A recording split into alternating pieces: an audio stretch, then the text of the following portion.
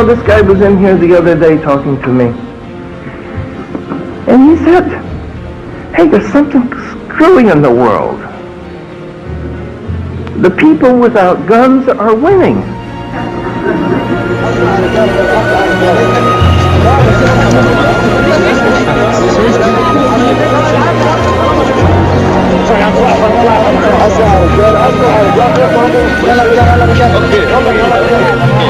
I'm so sorry.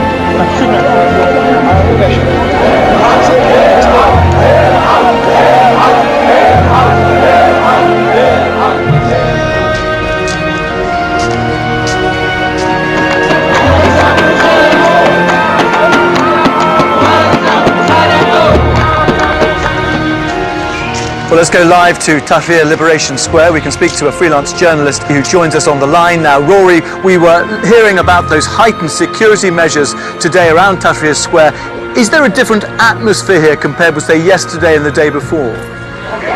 Yes, it's an incredible atmosphere today. That cross-section of Egyptian society that left Tahrir Square yesterday is back in force now. They've managed to re-energize the protest. There's very young children, women, older men here. People are singing and dancing. There are many instruments in the square, and it's more full here than it has been in days.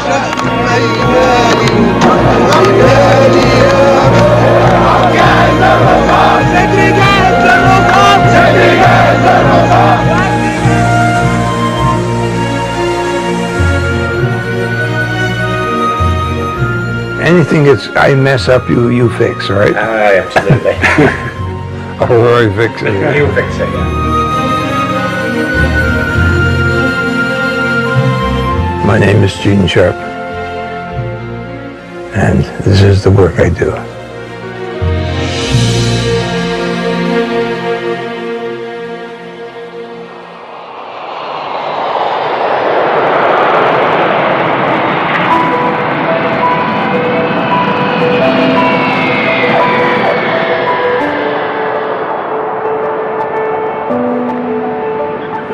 What do you do? How do you describe your work? That's always a problem, describing my work, because it doesn't fit a lot of the people's preconceptions. Primarily, I try to understand the nature and potential of nonviolent forms of struggle to undermine dictatorships.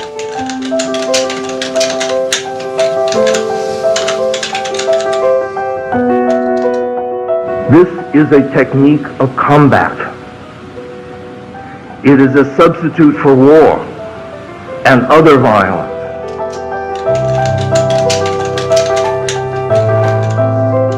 We don't know quite how it spread, but it certainly did into 30-some languages in different parts of the world, on all continents except Antarctica.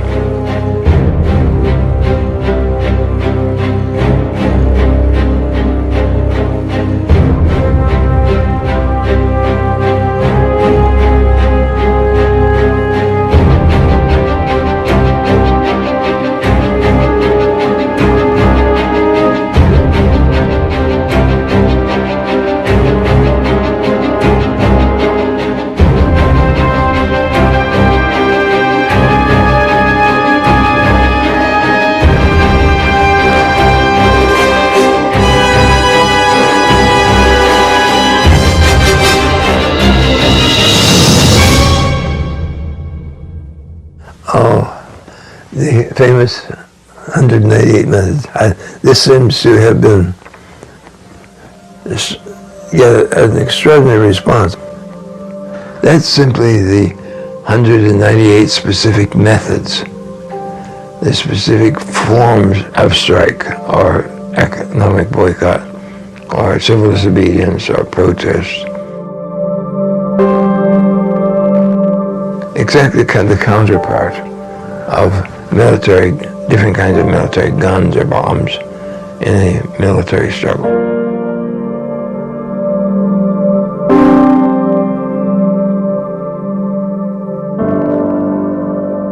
Unless they have something instead of violence and war, they will go back for violence and war every time.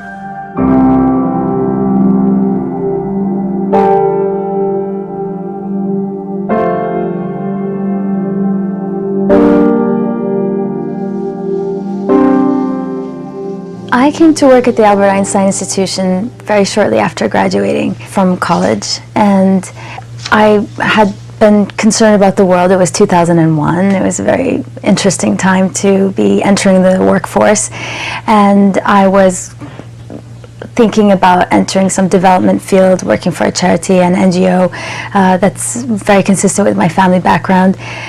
I had ideas about the world, about violence, about conflict, coming from Afghanistan that's seen a great deal of conflict, and sort of growing up with that history as a backdrop to my childhood, really, and having been a refugee at a very young age, I had ideas about how conflict should be waged and the need for conflict, really. You know, I had perceptions of the anti-war community and the peace community as being really naive, that people are not going to give up violence, and that they should not, that some conflicts must be waged. But at the time I did not know there were very powerful alternatives to violence. So I began learning about the work at a very basic level. I did most of my reading and learning as soon as I started working at the institution, and I was hooked.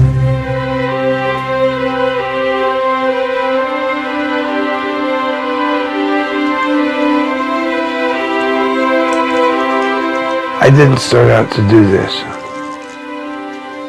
I had a religious background that led me to want to leave the world in a bit of a better place and better condition than when I came here.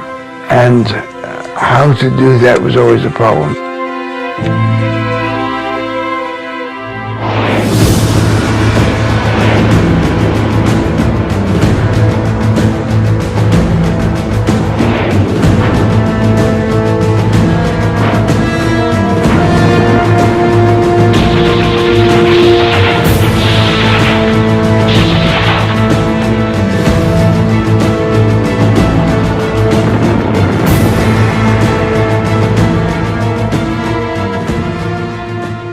I was maybe 25 or something like that.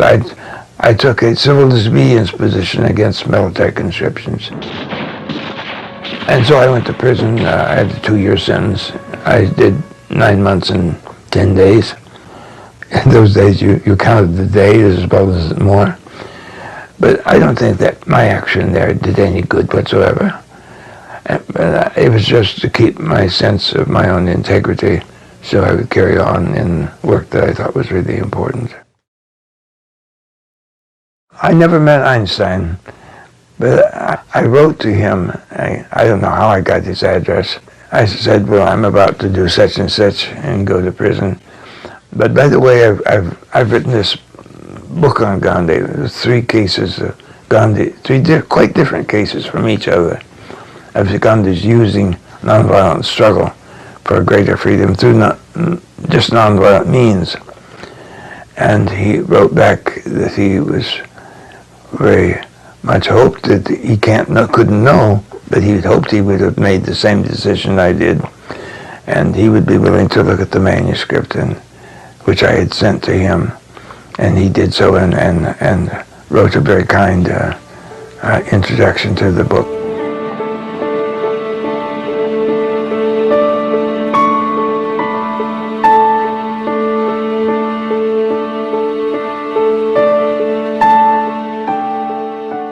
If you can identify the sources of a government's power, such as legitimacy, such as popular support, such as that institutional support, and then you know on what that dictatorship depends for its existence.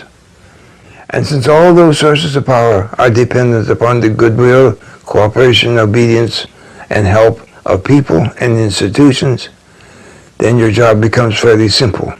All you have to do is shrink that support and that legitimacy, that cooperation, that obedience, and the regime will be weakened, and if you can take those sources of power away, the regime will fall. And that was a sort of eureka moment, that this was not just a theory, and this was something that actually had been applied in many different historical cases. And that was very, very important. And how did you feel at that point? At the point, that eureka point. Yeah. Oh, greatly relieved, because that's what made it all reality.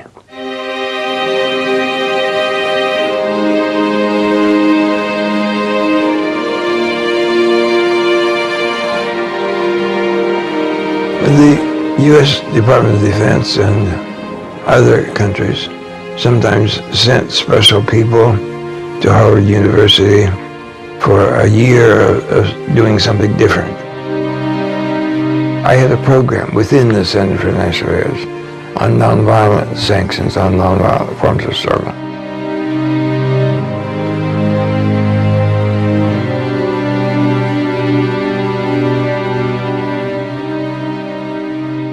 I first met Gene Sharp at Harvard University. I was Army Senior Fellow up there for a year.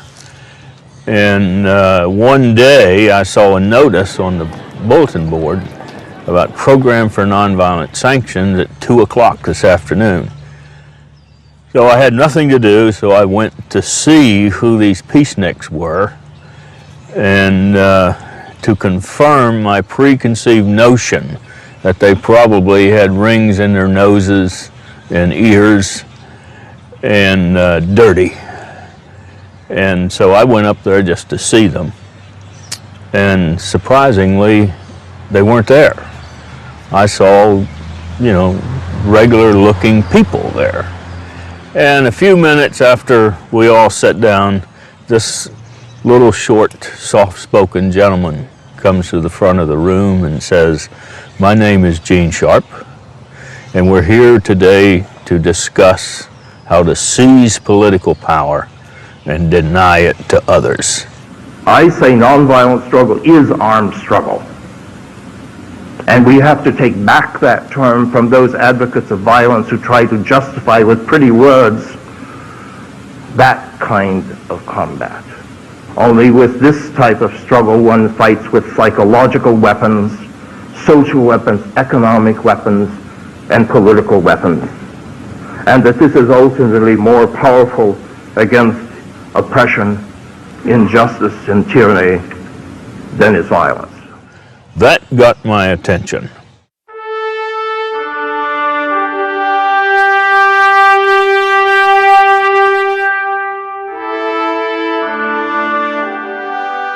This is the flag of the 5th Battalion, 7th United States Cavalry.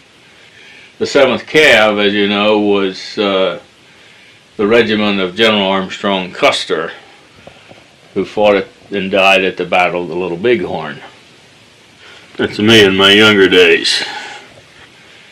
Full head of hair. This is the award for the Distinguished Service Cross that I got in Vietnam.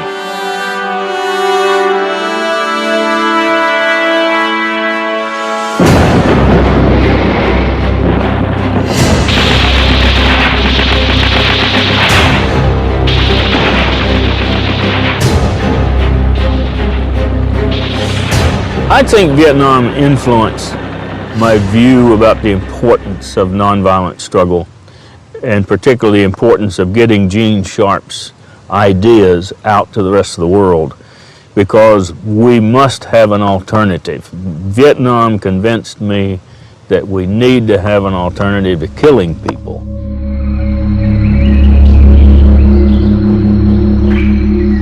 For more than 15 years, Manipur has been the headquarters of the Karen National Liberation Army. The opposition National Coalition Government of the Union of Burma is based here. They moved to Manipur after the military regime refused to recognize the victory of Nobel Peace Prize winner Aung San Suu Kyi and her pro-democracy party in the 1990 elections. I had retired from the Army and was doing some consultation work with the Karen National Union. And we conducted a series of courses for the leadership of the Democratic opposition, which resided in the Karen state. And so I asked him to come over to conduct an evaluation of the training, since it was his material, his ideas that we were presenting. So Gene came over, and I had someone meet him in Bangkok.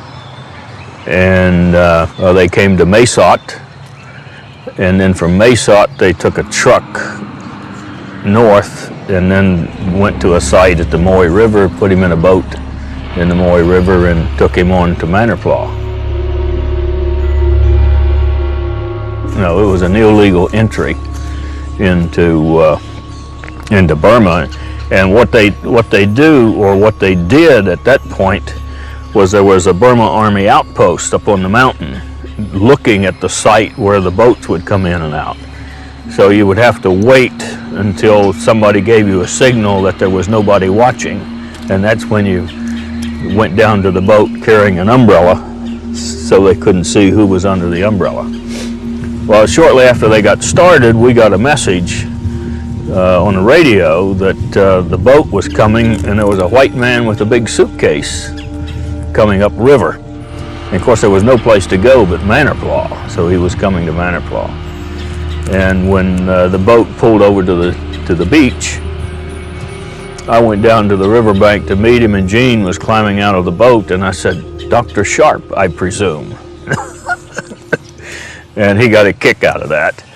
The whole objective of adopting this strategic nonviolent conflict on the part of the democratic opposition was to remove the military dictatorship. I was talking to one of the Karen commandos, and he had come by the classroom, and he was looking in the window, and he stayed there for over an hour and a half. And then that evening he came over to where I was staying, and he says, "Where in the hell has this information been? We've been fighting and killing people for 20 years. How come we didn't know this?" Some of the Burmese came up to him and asked if he would write something for the Burmese on how to move from a dictatorship to a democracy. That's the origin of why the book was written, the Burmese.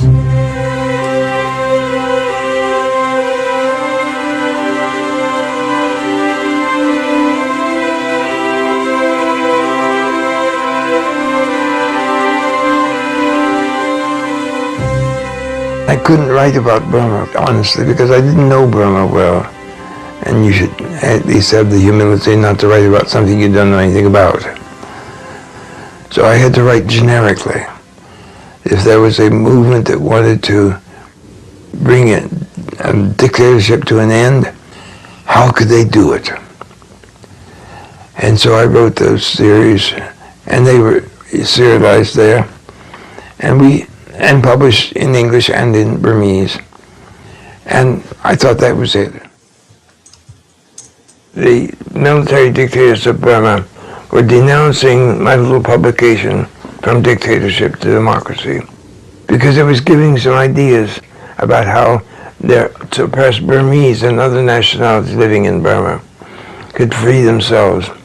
That's why when someone simply carrying that little booklet with them and smuggling it through, when they were caught, they were arrested and sent to prison for 7 years for carrying a few sheets of paper, rather than bombs or guns or anything like that.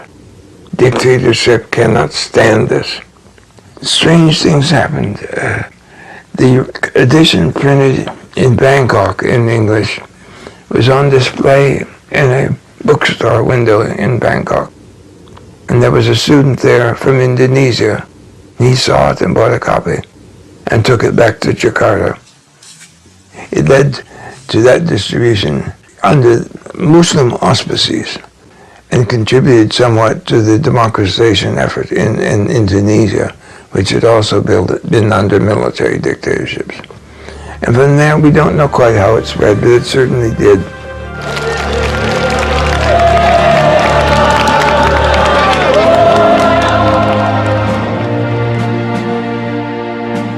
I had gone to Beijing after the Tiananmen Square protests were well underway.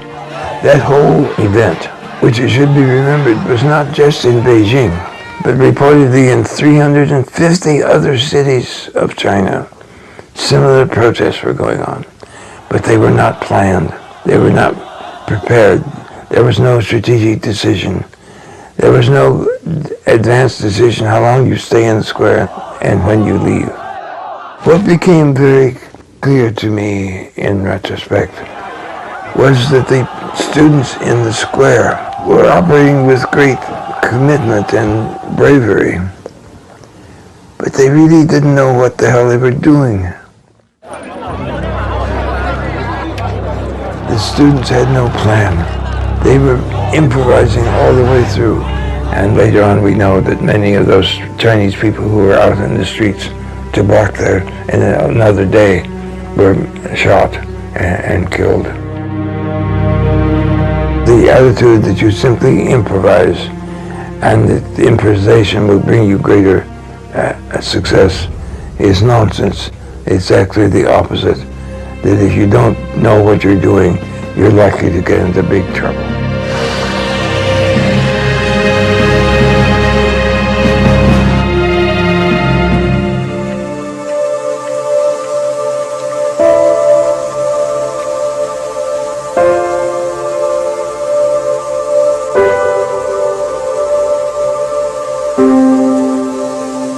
I'd never grown orchids before. I had driven down to Manhattan to see some friends of mine I had known when they were at Harvard. And near their house there was a flower shop. And they had some quite large potted plants of cattleya orchids. So I bought 2 or 3 of those. They survived for a while, they bloomed for a while, but of course they soon died, but that led me to inquire about other ones and learning more about how you really take care of them and how difficult some of them can be and how easy some of them are.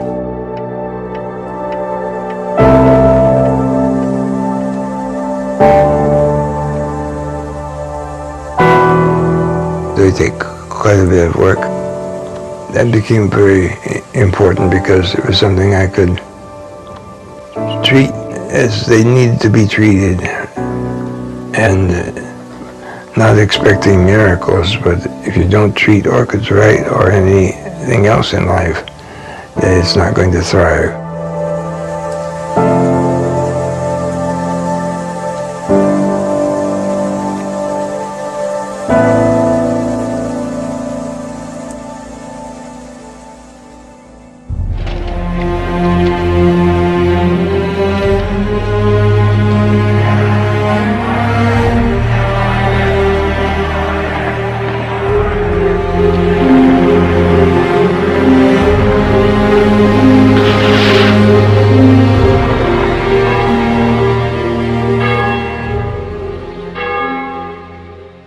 I went to Budapest at the request of the International Republican Institute, which was providing support to the Serbian opposition movement.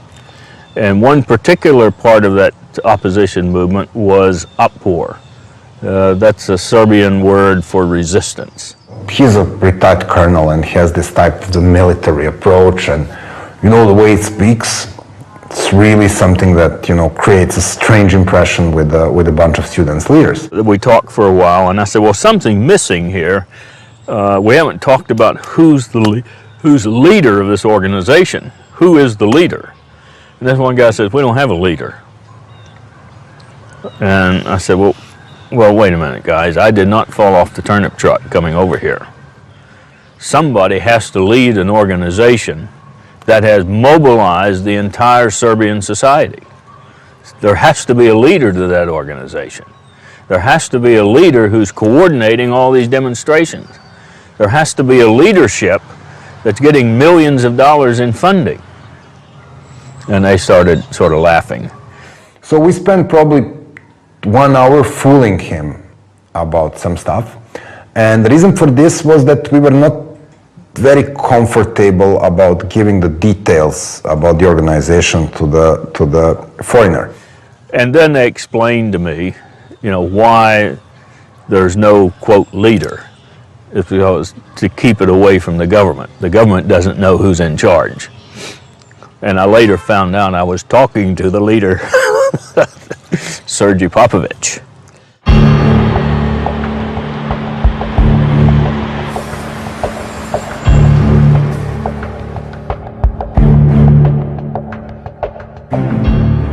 When Bob Halvey gave us the Gene Sharp's Politics of Nonviolent Action, we were quite amazed. Partly I was ashamed that I didn't know about such a book before, even if there was a translation of From Dictatorship to Democracy in Serbian, but I've never seen it. And seeing the knowledge of how power operates and how Pillars of the Support operates, and all of this stuff we needed to learn hard way throughout our experience, written systematically in one place was quite an amazing thing. And from that moment I knew I will read it, even it was quite a fat book, but I didn't know how much it can influence the way we think, and also I didn't know how useful it will be in developing our own future trainings.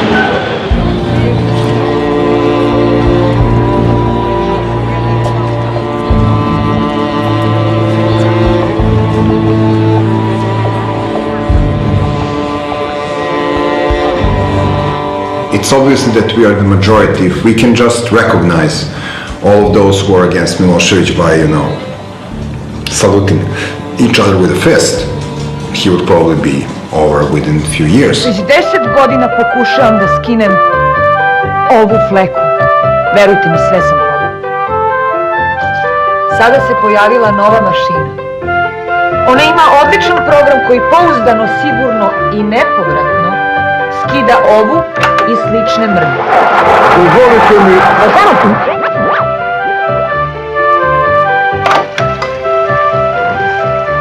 Vidite, deluje. Konačno, gotov je.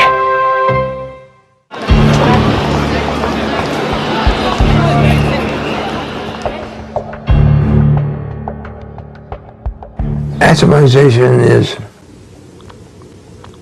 when the regime attempts to make every individual in the society an isolated unit.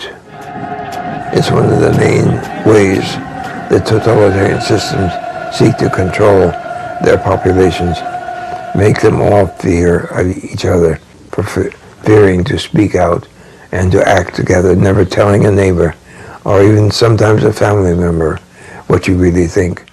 And that's why it's so important that you begin with these very, very low-risk activities so that people can put their foot forward for the first time, put their toe in the water of revolutionary change. That's the foundation that we work on, is changing the obedience patterns, moving the obedience to a willing obedience rather than a coerced obedience.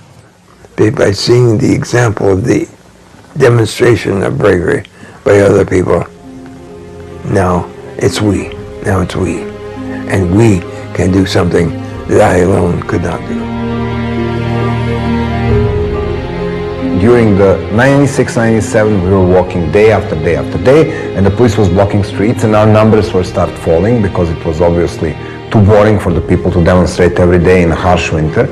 So we said, okay, why won't we go home and try to make noise from our balconies? So we start hitting pots and pans, and this spread like fire throughout the Belgrade and other cities, and radio stations were, transmitted, oh, it is very loud in this neighborhood, oh, these people are using the loudspeakers, oh, there is a disco club joining the protest. And we were doing it from 7:30 to 8 p.m. as a response to the state TV news. That was the answer. This is what we don't watch your crap. We do our own thing. From the pots and pans to doing the stickers, so the stickers can be done in every building. And also the things like, will you go and prosecute the kids for wearing Otpor t-shirts when there is not one single law which bans wearing anything on a t-shirt?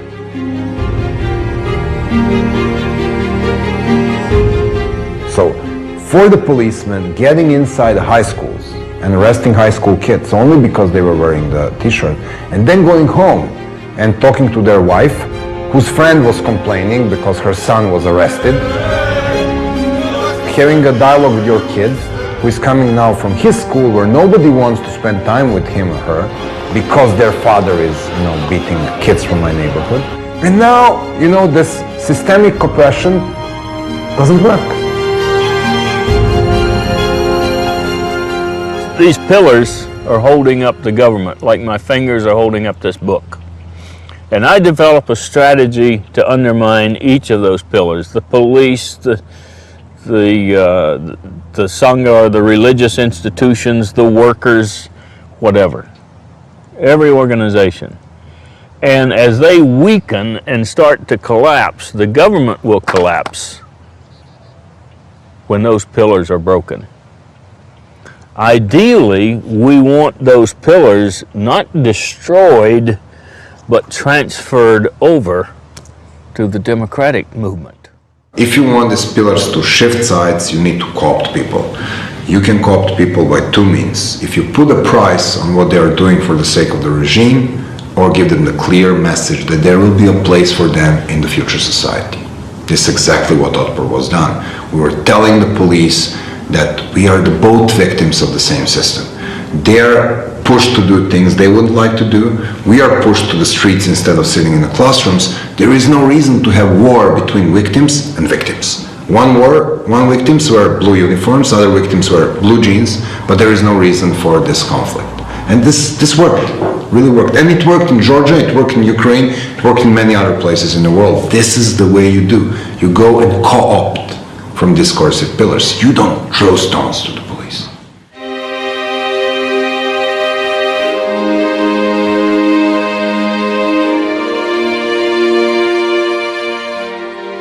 There's many people in conflict situations that really would like to use violence, but their opponents really have more military weapons and weapons of violence, which are usually physical weapons, than the potential resistors have. So if the resistors choose to fight with violence, their opponent has all the advantages in that situation because you're choosing to fight with your opponent's best weapons. But you can choose to fight with a totally different kind of weapon than these nonviolent forms, which are much more difficult for the opponent to counteract.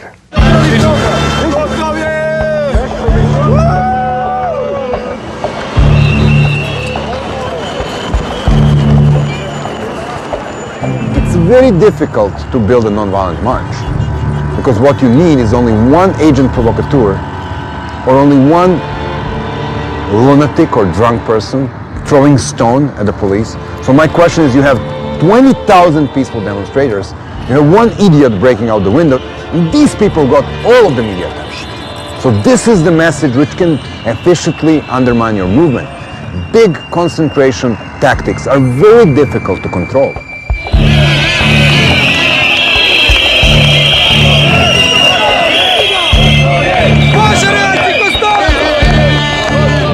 So what we were dealing with is like you go on the march and there is a risk of the people getting arrested. So what would you normally do? Instead of putting the big guys in front, you will put the girls in front. You will put the grandmas in front.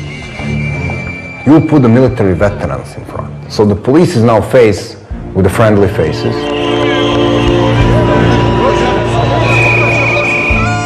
And these people are actually carrying the flowers and the banners and smiling. So you make the situation less threatening, so you make the possibility of violent outcome really smaller.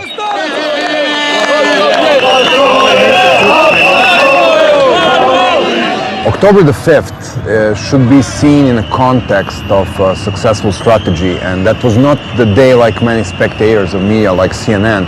They just see this big bunch of people, revolution, boom, and it's over. It was first of all 10 years of attempts and failures, and 2 years of existence of Otpor, 5 different campaigns, and we were setting the victory on the elections. We knew that Milosevic will lose, and we knew that he will not accept the fact that he has lost. So there was this 10 days of increasing pressure that was very important, because not only we brought all the country to the standstill, including the general strikes, efficiently dragged down the 70% of electrical power, and if you look to the gene's mechanisms, this is called a non-violent coercion. So first you try to convert somebody, then you try to accommodate somebody, and then you go to the coercion. In non-violent coercion, your opponent, in this case Milosevic, was ready to continue the struggle. In fact, orders were given to the police to react against the people. But people were not responding to these orders because the policemen will know that if they shoot into the crowd of hundreds of thousands of people, including their own kids, they will go down to the sink together with Milosevic. They didn't want that to happen. But this is why this preparation period was so important, because throughout this period, after victory in the elections and general strike, we successfully explained to the people in the police and in the military that it is not, again, government against the opposition, but this is the people as whole, Serbian people, against Milosevic.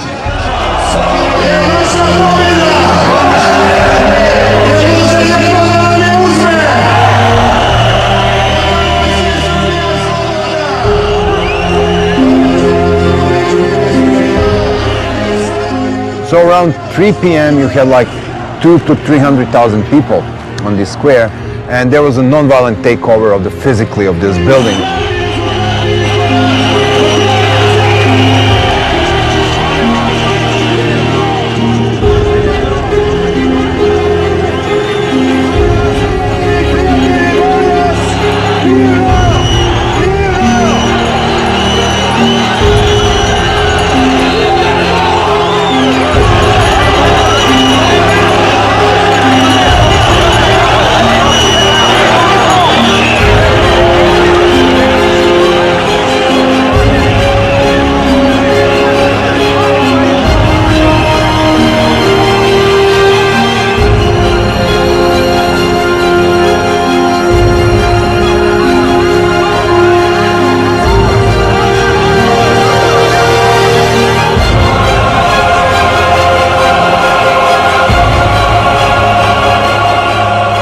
And this is where the people who broke into the building at the October the 5th found many leaflets pre-marked for Milosevic. So this is where we, actually the physical cheat was taking place in the second floor of this building.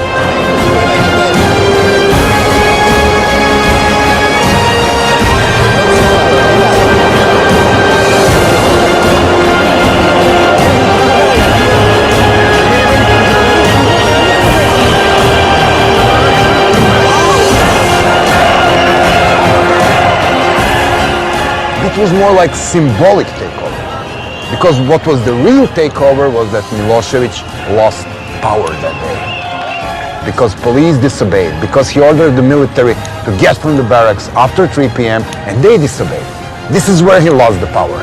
What you were looking on the TV and physical overtaking of the building was just the symbol of him losing authority that day.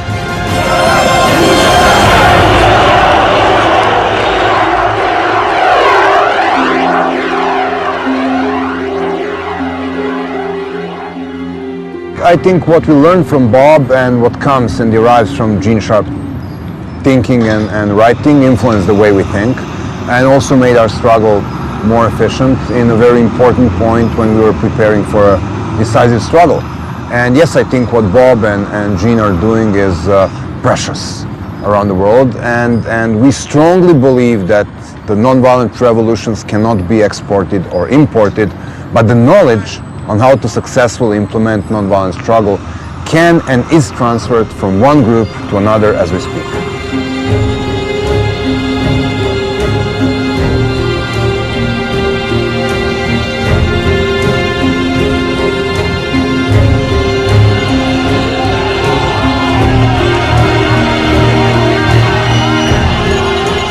Well, I felt good that here was a revolution that occurred nonviolently.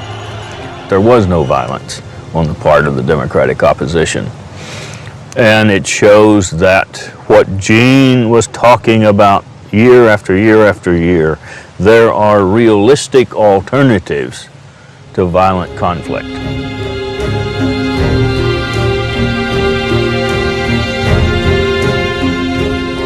Well, I mean, after Serbia, we were working with Georgians and Ukrainians and Lebanese and Maldivians and Iranians and Zimbabweans and Colombians and Guatemalans and West Papuans and the groups from places on the world I couldn't literally find on the map.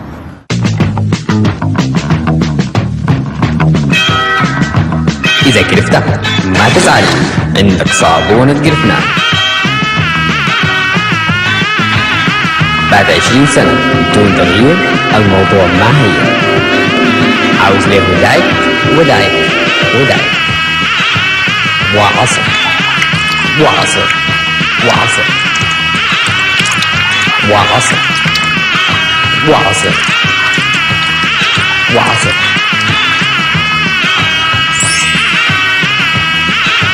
لكن النتيجة تعجبك. صابونة قرفنا إنتاج محلي من أجل مستقبل السودان. Then from Serbia, the news spread to Georgia, which was under a very repressive regime, and then to Ukraine, which again had problems, and it spread there, and then to a series of other countries in the stands of the southern tier of the former Soviet Union.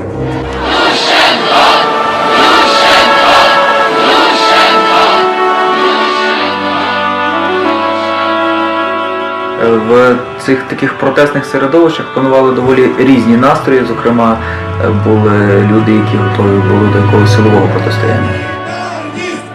Книжка, про яку йдеться, це книжка Джина Шарпа «Від диктатури до демократії», і головна думка цієї книжки про те, що з диктатурою слід боротися ненасильницькими засобами, була дуже близькою нам, і це, власне, головна думка, яка сформувала десь протести, які вилилися в 2004 році в помаранчеву революцію. Я думаю, що навіть безпосередньо з книжкою, з ідеями Джина Шарпа було знайомлено десь, може, десятки тисяч людей, а з ідеями, можливо, навіть не розуміючи, що це ідеї Джина Шарпа, і цими ідеями заразилися вже сотні тисяч людей, учасників помаранчевої революції. Якщо говорити про його ідеї, навіть якщо люди не знають, що це власне ідеї Джина Шарпа, то я думаю, вони є дуже поширеними і дуже впливовими у світі.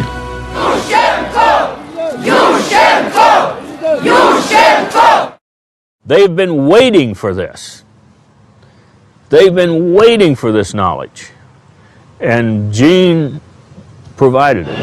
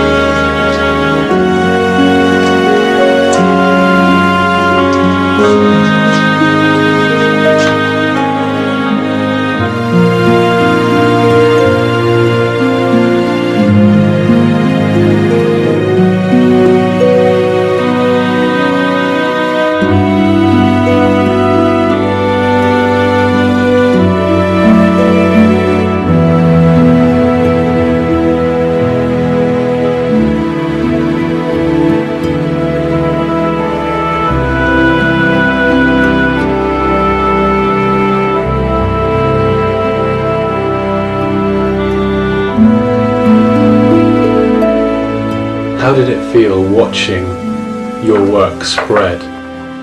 Oh, that spread was really quite remarkable. I was thinking, I'm still amazed. I'm still amazed.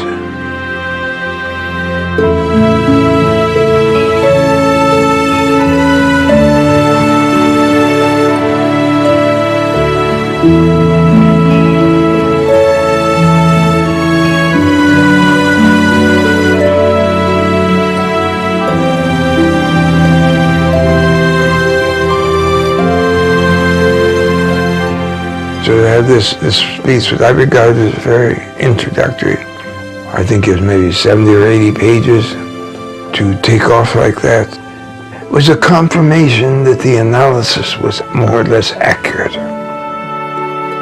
It didn't spread because of good propaganda or some sales pitch. It spread because people found it usable. They found it important.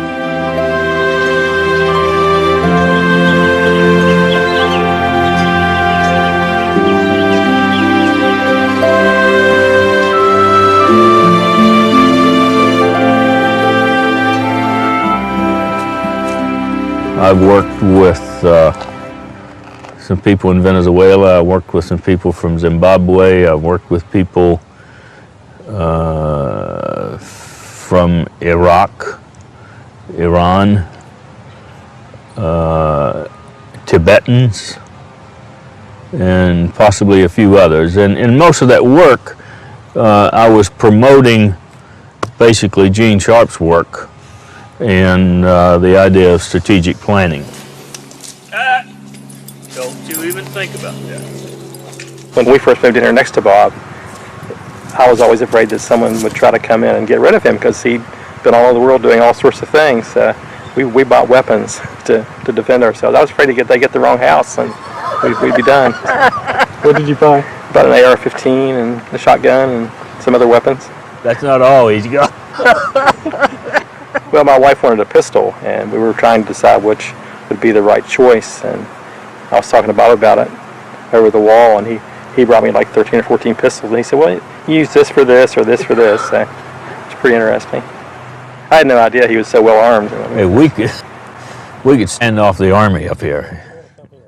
There has been more done by nonviolent struggle to liberate people from communist dictatorships and other kinds of dictatorships than anything the Pentagon has done with all of its billions and billions of dollars for 40 years.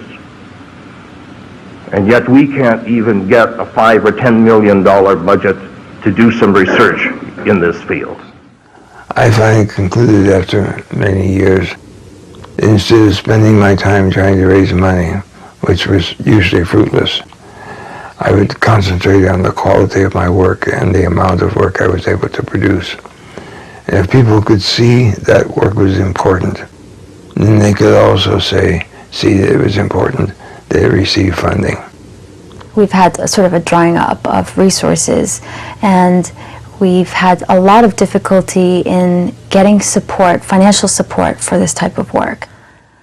For example, a story that I heard that a foundation was exploring the possibility of funding our work, and then I think there were some calls put into their attorneys, and very quickly they said, sorry, we can't do this.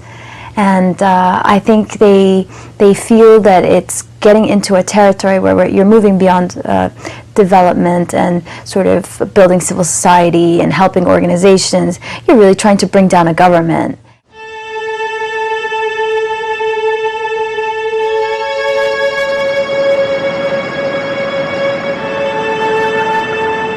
We had no contacts in Russia. Somehow or other, from dictatorship to democracy, got into Russia.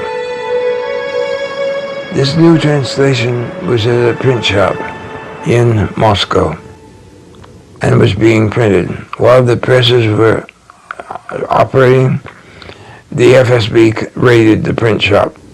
The FSB was the new version of the KGB.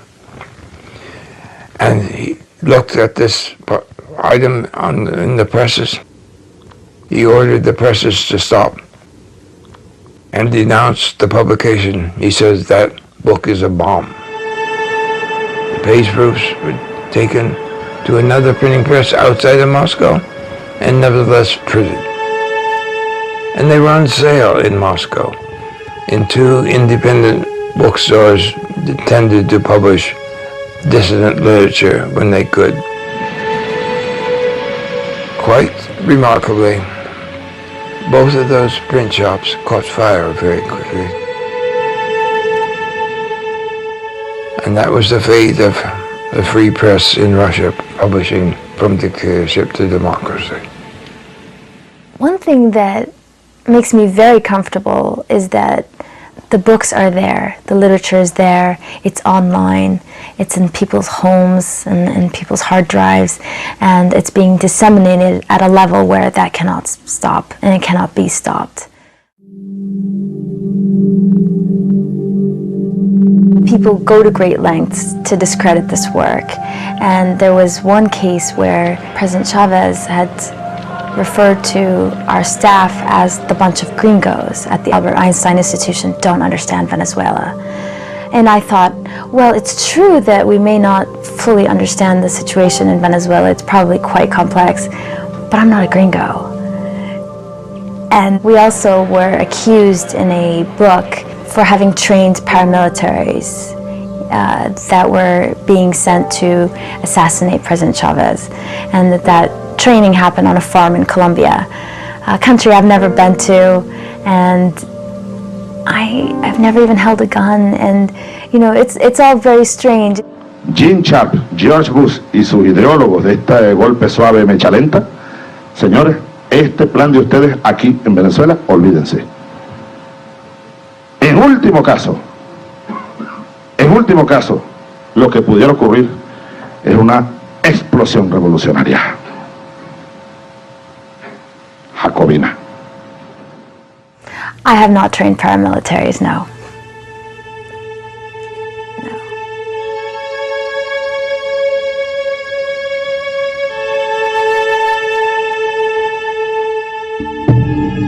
کاخ سفید، واشنگتن دی سی. جین شارپ، نظریه پرداز نافرمانی مدنی و تئوریسین انقلاب‌های مخملین که تألیفاتی در این موضوع دارد. وی از اوامر CIA جهت نفوذ در کشورهای مورد نظر می باشد. Now you've seen our office, you can see how well funded we are. No, I was very delicately offered funds from the CIA at one point, but I said no, and we have never had any funding or support from the CIA. It just hasn't happened. We don't do that. The video that appeared on the Iranian state-owned television alleging that Gene Sharp was involved with plans to bring down the Iranian regime, when I first saw it, of course, in a way I was impressed that we were on the radar, that they had Gene Sharp sitting at the White House, and in a way I thought, I wish those in the White House would listen to us. I wish they would request a meeting with us, but they don't. We sit here, we operate out of our two-room office. We have no connection with the White House. I was not a member of the CIA, never have been, never will be. And if you don't believe me, go fuck yourself. We are absolutely not a CIA front organization. And it's really ironic because we see this charge in the press and among various groups quite often. And we always wonder, where is this coming from? Hey, you think I'm running, clandestine movements all over the world from here with my 2 dogs? I will admit that I've got 2 smart goddamn dogs. And I sit here on my fucking hillside and I don't bother anybody, but if somebody comes and say, we need your help, if I can help, I'll help. با NGO های همسو همکاری نزدیک داشته باشیم.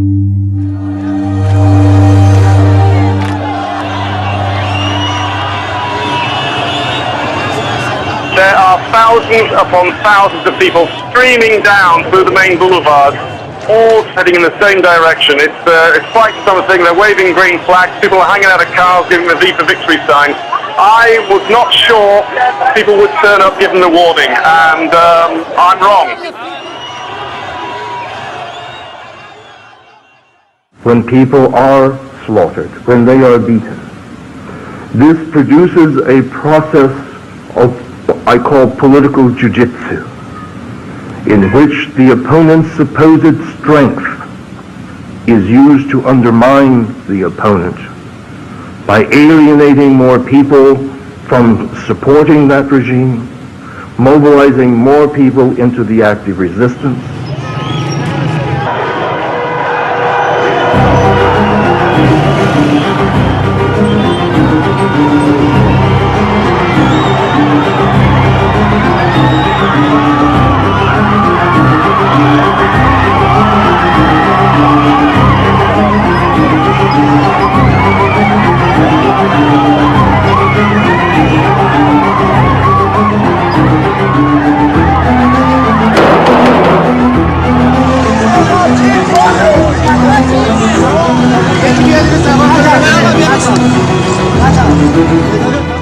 it's a kind of backlash effect. If the regime is so brutal, then instead of intimidating people, which the regime intends, it causes other population groups and institutions to withdraw their cooperation and their obedience. And that loss of power and control, that more people join the resistance.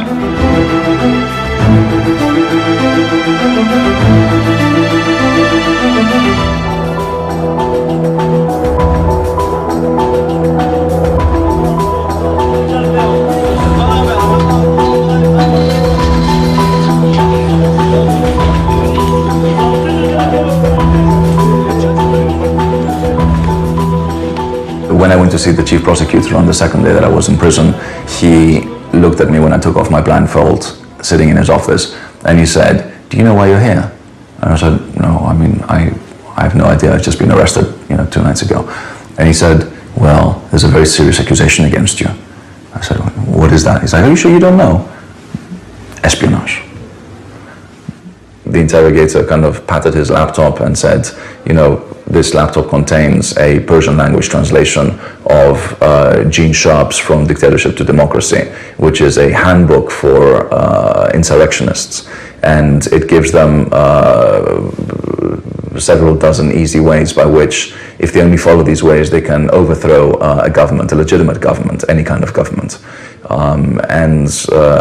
I've read this book, and so have my colleagues.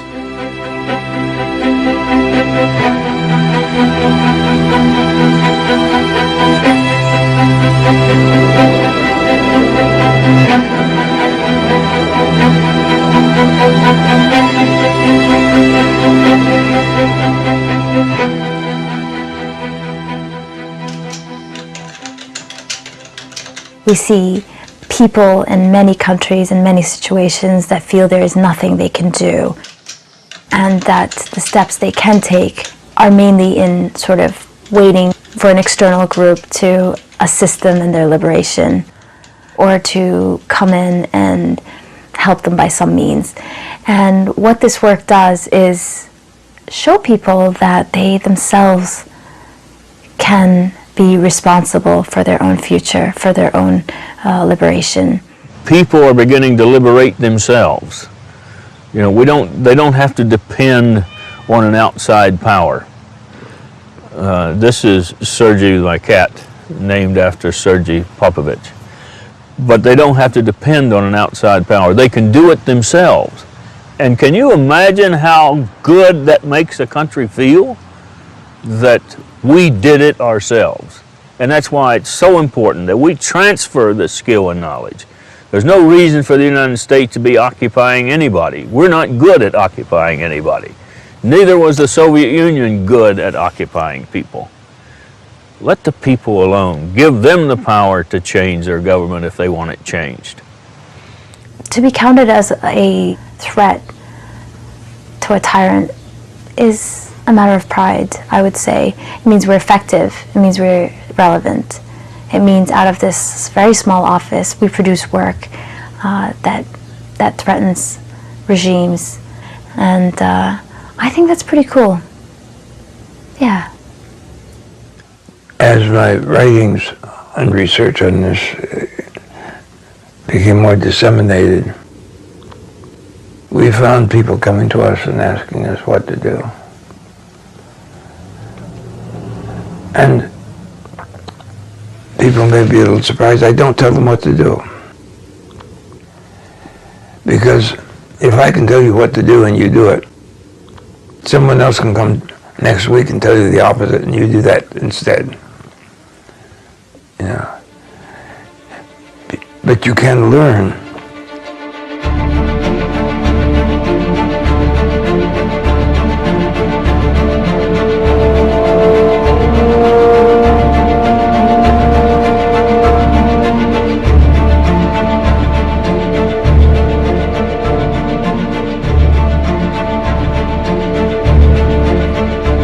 مستنيين الحدث اللي هيكون شرارة اللي هيحرك الناس كلها بصورة كبيرة.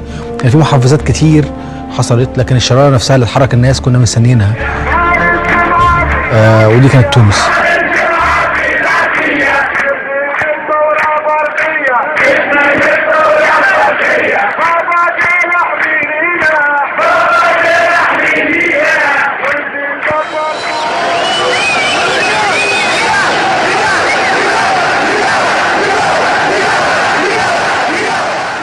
بالفعل كان في اصلا بين مصر وتونس منافسه في كره القدم باستمرار يعني. فقد يكون ده يعني ازاي احنا بادئين من قبل تونس ولقينا ان تونس سبقتنا وقامت بالثوره، فليه احنا مش كده؟ كان كل الناس كاتبين على الانترنت الاجابه تونس.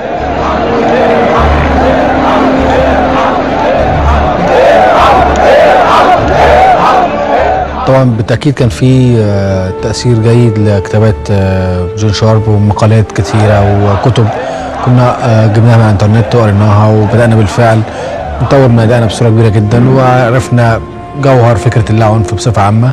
وكذلك شفنا برضو افلام وثائقيه كتير موجوده على الانترنت بتتكلم عن تجارب شعوب اللي بدات تتكلم عن او تطبق فكره اللاعنف. فكان في الهام كبير جدا للفكره نفسها، سواء من الافلام الوثائقيه اللي شفناها او من الكتب اللي قريناها.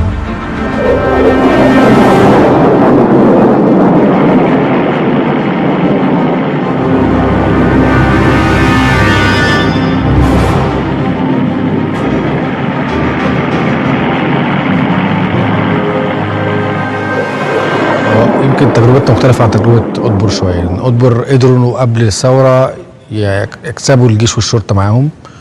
احنا مختلفين شوية، احنا الشرطة كان طبعا معركة كبيرة جدا، والجيش كان واقف على الحياد طول الوقت واتدخل لصالحنا في نهاية المطاف يعني. فالتجربة مختلفة إلى حد كبير بيننا وبين تجربة أطبر في صربيا.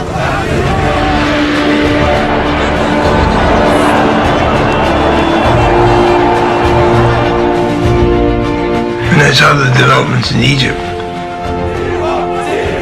I was quite amazed because they seemed so determined. They were being nonviolent. They, time and time again, asserted, "I'm not afraid." And many people are saying, "I'm not afraid."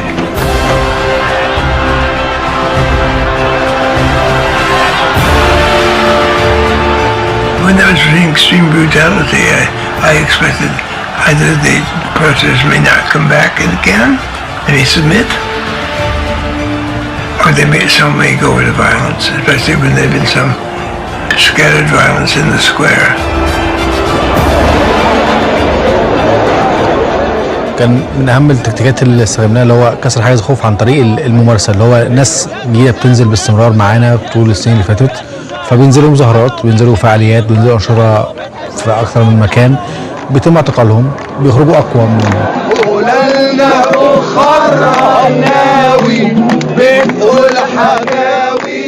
طبعا التكنولوجيا كان لها دور كبير جدا في التواصل بصوره اسرع، في توصيل الرسائل للناس كلها وحشدهم احيانا.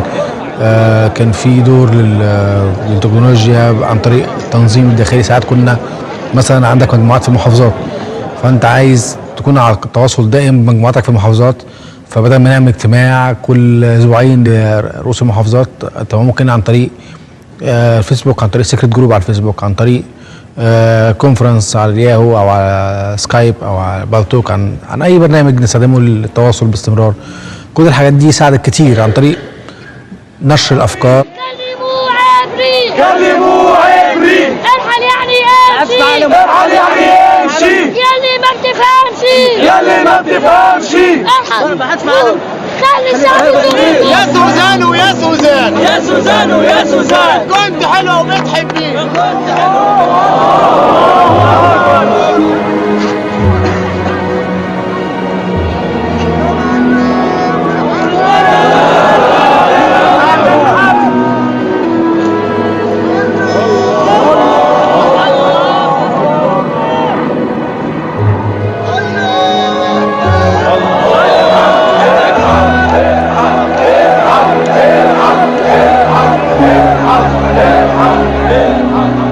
ولكن ايه اللي خلى الجيش يساندنا في الاخر؟ اعتقد ان الجيش اصلا من الناس، يعني مجندين الجيش جزء من الشعب، والجيش ليه دور وطني كبير جدا. الشرطه قد يكون لها دور في تزوير الانتخابات، في حمايه الفاسدين، فمتورطين من سنين طويله، وده كده دافع عن مصالحهم وعن بقائهم.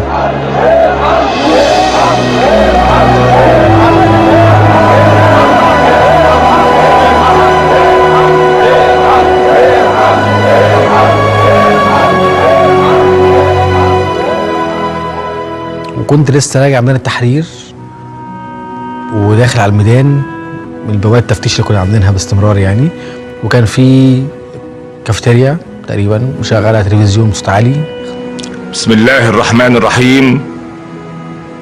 أيها المواطنون، في هذه الظروف العصيبة التي تمر بها البلاد،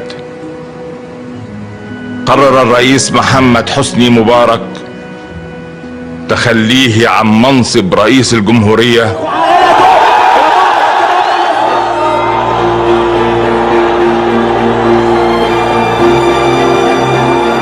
خطاب التنحي.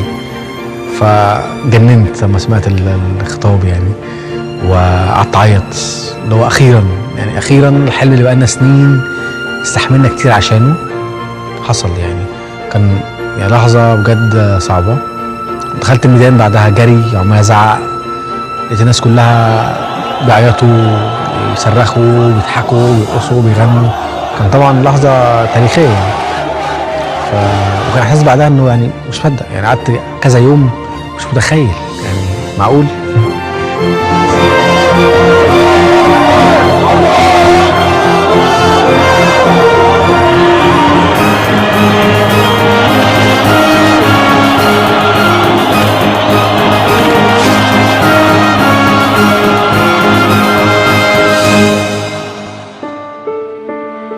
Somebody knew what they were doing, and we don't need anyone claiming credit for us or me or anyone if it's not deserved and if it's not documented.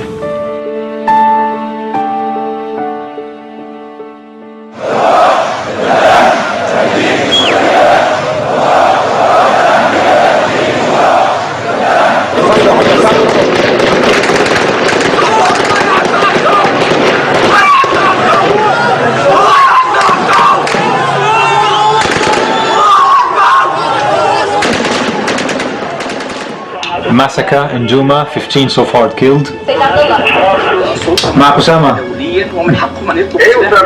أني الحمد لله جبت لك رقم طبيب شاف القتل بالمعظمية. This is a video of a kid that's been shot at. One brother is shouting, my brother, my brother.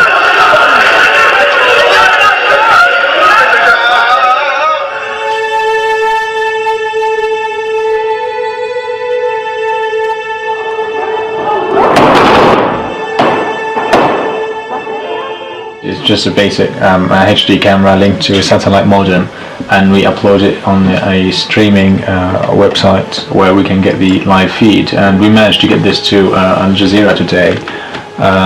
They've been broadcasting the live images we were able to provide them with, because they cannot send their journalists. No one can, not a news outlet, not a single media outlet can send anyone or get any permission to film or be there to verify.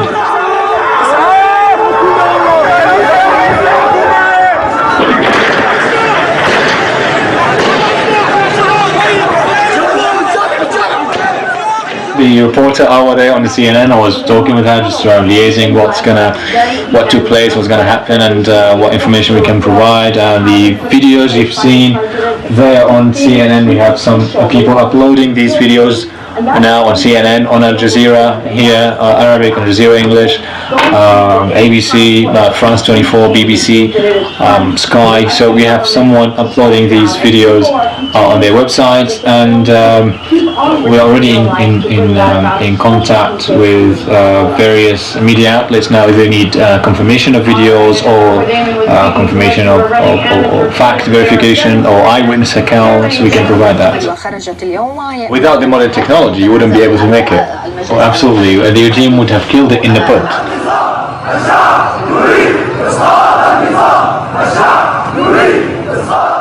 Gene Sharp's tactics and theories are being practiced on the streets of Syria as we speak now. The dynamics that the regime is facing in Syria is what Gene Sharp spoke about, and what we've seen in the early weeks, and that was what empowered people and made them believe more in non-violent struggle, that this is going to work, and it is working. what we did is promote these tactics and explain them to people through the Facebook pages that we have, and also the YouTube channels. This is how they're applied, from putting flowers on the spots where fallen heroes fell in the demonstrations, from graffiti campaign while you march, from cleaning streets and making it nicer and better, because we can do something even better than the regime can do in terms of services. So yeah, from dictatorship to democracy gives you the inspiration, the assurances that this could really be achieved and this can really happen.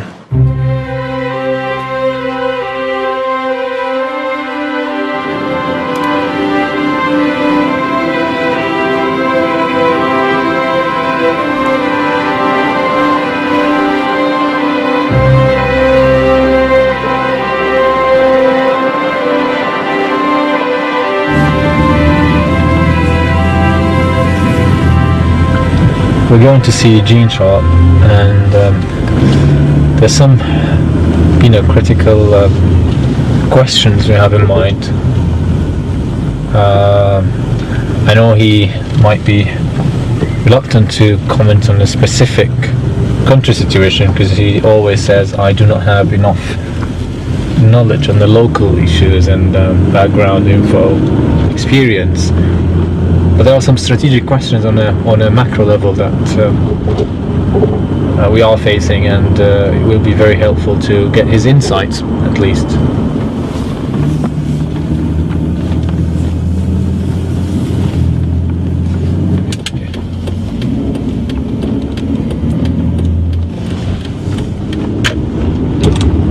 Well, here we are. Try to find a place, and here's a parking place in here. We can park. Perfect. When were you last here? I don't remember exactly. Was it 2007 or 2006? Yeah, years ago. When it was only few people thinking about non-violence, resistance scenario in Syria. No, I mean only quite few believe this can really happen in a country like Syria. Okay. What's set?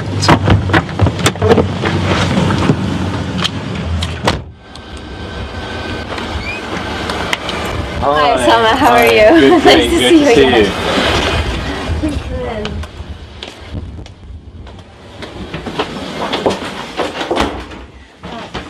Gene! Hello! Hi! Hi, good to see you again. Good to see you.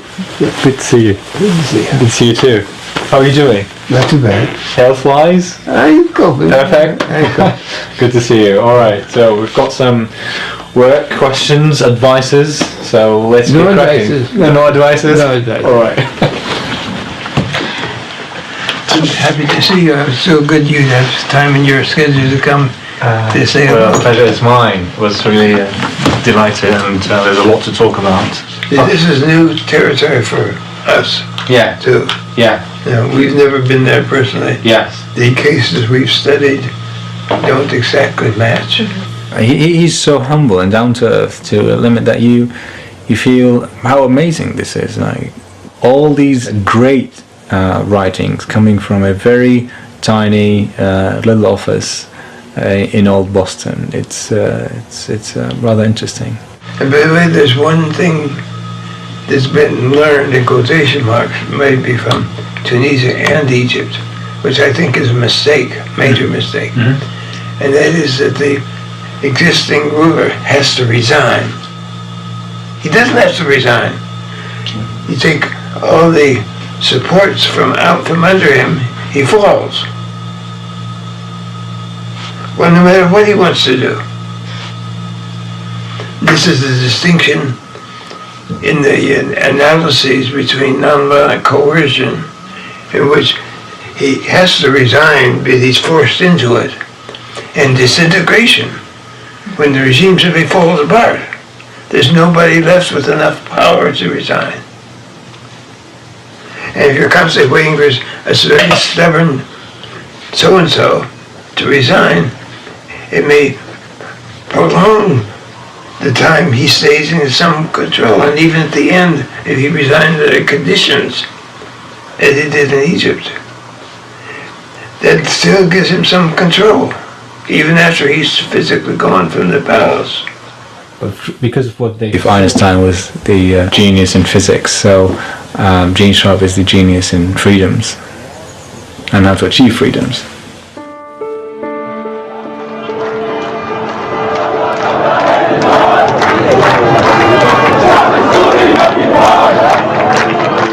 I feel good in a way that we're spreading the word, and if people follow Gene's advice on how to think about waging a nonviolent struggle, sooner or later they'll win. See, the advantage that we have using this form of struggle, the people against a tyrant, as long as we don't surrender, we never lose. And that's key. As long as you haven't given up, you haven't lost.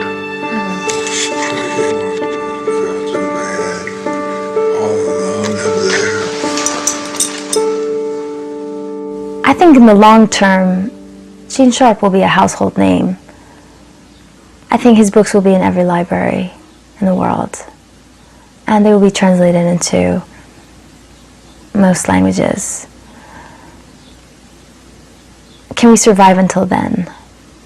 Can this institution survive until then? Well, we certainly hope so. Politically significant nonviolent action has occurred in at least the following countries: Guatemala, Australia, Thailand, Burma, China, Japan, Georgia, Iran, Kyrgyzstan, Russia, Serbia, Ukraine,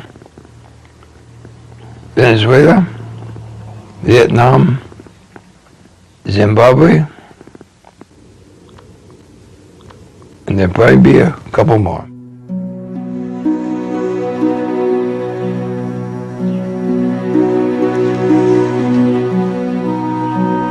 I think there's a father-daughter relationship developing there. They can sit down and talk, and they're on the same wavelength. She protects him, and I think she loves him as a daughter loves a father.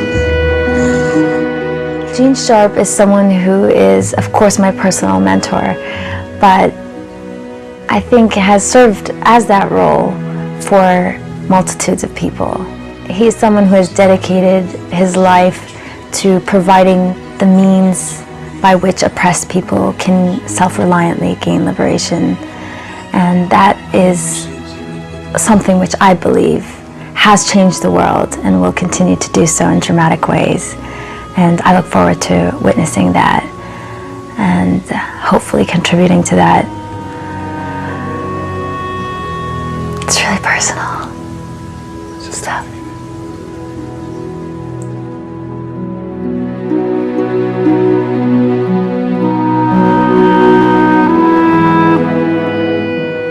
Sometimes people ask me what I really want.